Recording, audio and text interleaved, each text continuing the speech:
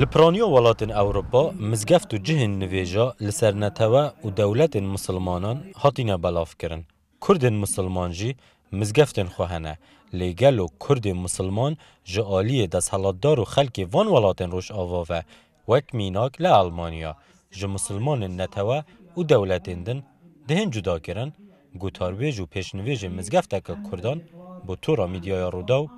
دبیجید. من خواهی گوره لقرآن ده فرمی انما المؤمنون اخوه بلام لقروش لزمانی پیغمبری صلی الله علیه وسلم تایبت من در یک هبو لبو او هوزانه که هبونه لوکاتی و اساكش طبعا هر ميلته تايبت من ديتشي خوي هي ك لباري زمان بي لباري نريتي خوان بي لقر اوش ك هموي هاول ددا ك دينكي خوي جيب جيبك وعباداتي خوي بقين تجي بس لقر طبعا تايبت من ديك او اما حزك براسي زيات لوي ك لقر ميلتاين تر يعني بيش جوازي خمان بيشاندين كزور زور اهتمام دين بگنجكان شكو گنجكان لركانا يعني قرنا جيني لواني دربن بكسبن بمالبن پرپیدان و کارکرنا لسر فکر ناوندی و میان رو دناف اسلامه دا لگوری بوچونا سروک اکیتیا جهانی زاناین اولا اسلامه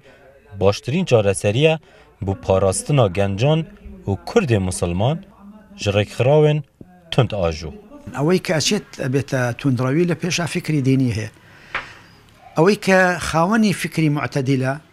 پی ناگت یعنی مرکز خینیه كي اي قوزيتوا بداخوة تنروكان جال برو واجبك اويك براستهما او جانب اساسيه كخلق بيويسيتي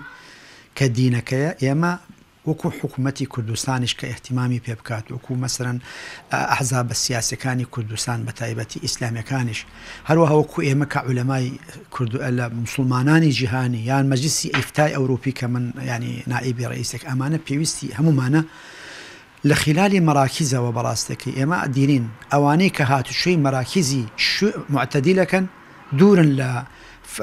فكري تنروا او فكر ميان رو يا داخازا وده تكرن دورنين جعاليه همو زانا و كساتين جهان مسلمان بسنه و شيعه ببير و باورن جداوه بهت پجراندن بباوری هجماره که چافدارین سیاسی چافکانی سرکه یا رادیکالیزه بونا وان گنجین مسلمان منبر و محرابن